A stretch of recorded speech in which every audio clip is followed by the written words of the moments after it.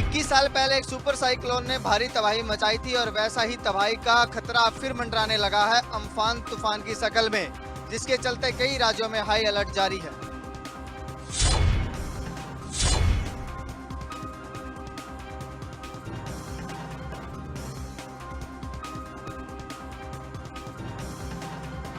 Amphan तबाही की शक्ल में ऐसा तूफान जिसने कई राज्यों के होश पूरी तरह से पाख्ता कर रखे हैं।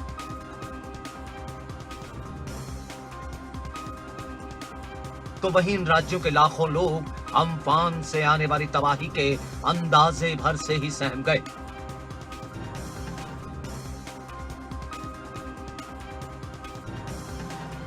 बंगाल की खाड़ी से उठा तूफान अम्फान तेजी से पश्चिम बंगाल और ओडिशा के तट की ओर बढ़ता जा रहा है, जिसके चलते यहाँ के तटीय इलाकों में रहने वाले लोग बेहद खौफजदा भी हैं और अब तो वहां सन्नाटा सा पसर चुका है। तेज बारिश के साथ साथ यहाँ 200 किलोमीटर की रफ्तार से तेज हवाएं चल रही हैं।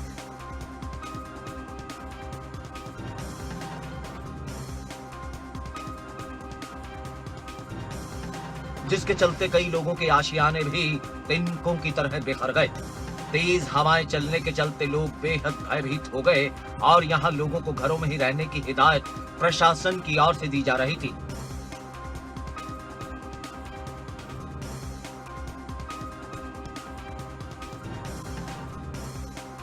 प्रशासन ने कई जगह से लोगों को हटाते हुए उन्हें सुरक्षित जगह पर पहुंचाने का काम किया।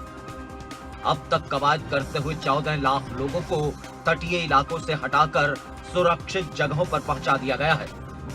वहीं पश्चिम बंगाल के तटीय इलाके से भी करीब 3 लाख लोगों को शिफ्ट करते हुए सुरक्षित स्थानों पर पहुंचाया गया।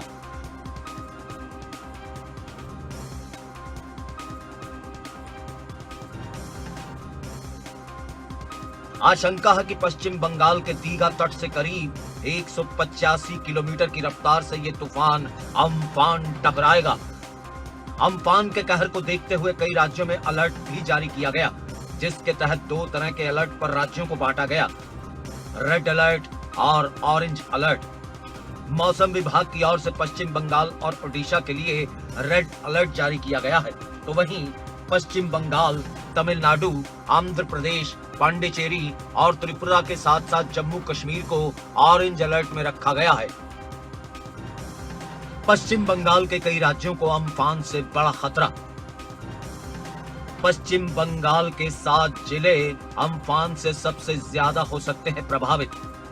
ओडिशा के 6 जिलों में अम्फान से तबाही का अनुमान। पश्चिम बंगाल के दक्षिण और उत्तरी परगना पर बेहद खतरा। हावड़ा और हुगली भी हो सकते हैं बेहद प्रभावित। ओडिशा के केंद्रपाड़ा, भद्रक, बालासोर, मयूरगंज और जगत सिंहपुर जिले बेहद प्रभावित होने की है आशंका। वहीं इस तूफान से बचने के लिए एनडीआरएफ की 41 टीमें तैनात की गई है। अम्फान ने प्रभावित राज्यों से लेकर दूसरे राज्यों की भी नींद उड़ा दी है।